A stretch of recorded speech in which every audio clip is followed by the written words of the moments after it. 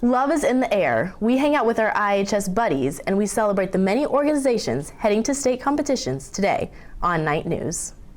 Ever to conquer, never to yield. For Independence High School, This is Han. this is Night News. Good afternoon, Knights. Today is Friday, February 16th, and I'm Addison Williams. Valentine's Day celebrates all relationships, including friendships. Night News' Carmen Moulton took a look at how Best Buddies spread the love through their very own Valograms. IHS Best Buddies put on their Valentine's Day themed fundraiser to help raise money for their program. Best Buddies officer Lauren Lazar explains the importance of supporting this program in particular. I think it's important because number one, you're not only supporting your school, but you're supporting a specific program within our school that's not specifically spotlighted as often as other programs. Best Buddies is super important and it's a very inclusive program, and so by supporting it, you're showing your support for the club and also to the buddies. Valograms, which were hand-delivered to students and staff on Valentine's Day, came with a sweet note and candy. This fundraiser was a big part of the program's reinvention. We hosted a kickball tournament this year. We partake in doing like bowling tournaments and stuff. That's not really a fundraiser, but mainly we focused on the kickball tournament and now the Best Buddies Valentine's program. Best Buddy events will allow for new friendships and a good time. I get to see all of my friends. I get to meet new people. Money raised from the Valograms will go towards their monthly parties and events, like Best Buddies Prom. They hold prom, they hold parties, they hold fun events. With the fundraiser resulting in a success, Best Buddies will bring back Valograms as an annual addition to celebrate Valentine's Day. For Night News, I'm Carmen Moulton. IHS's Victoria Siriaco lapped the competition and is headed to state. Night News' Caroline Bressler headed to the pool to check out all Siriaco has been working on. After placing fourth at regionals, Victoria Siriaco has advanced to the UIL State Swim Meet. But this year is not like any other. After 2 years of competing in the freestyle relay at state, Siriaco has taken on a new event, the 200 IM. She was ranked higher in the 2 IM than she was in the 50 freestyle, and so we kind of made that switch later in the season than I typically would. Despite the change late in the season, Siriaco is confident and ready.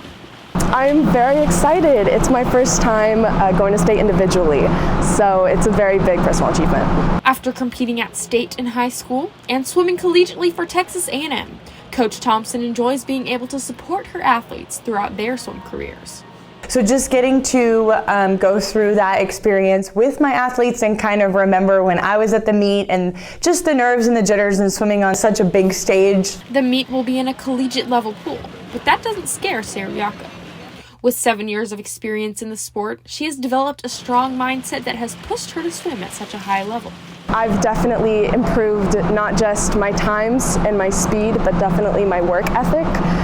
Swimming is a very mental thing just as well as physical, so it really develops you as a person.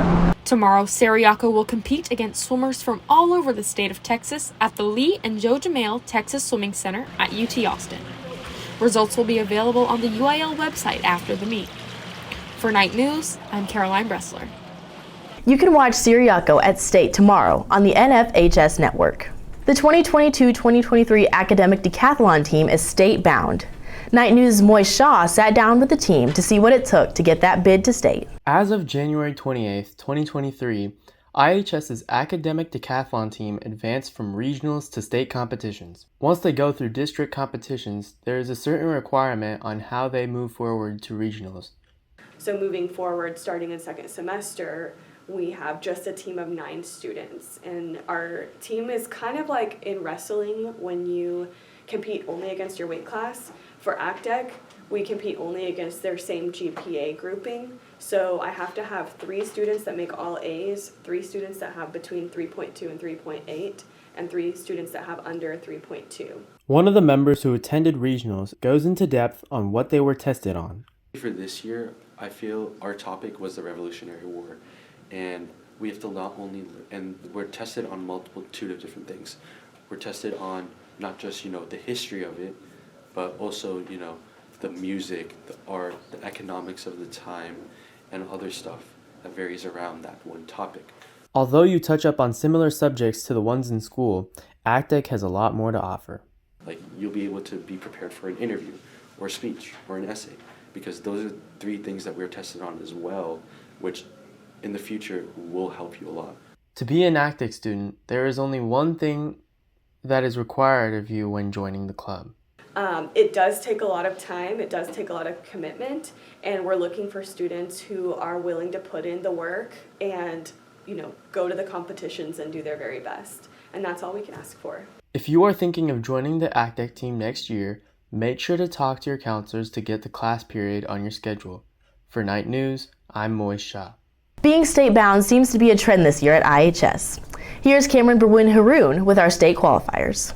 The IHS's wrestling team trained themselves for so long, making it worth it. They announced the participants: Alex Tipton, Zach Lynn, Dom Volpe, Abby Garcia, and Ash Kofalanka.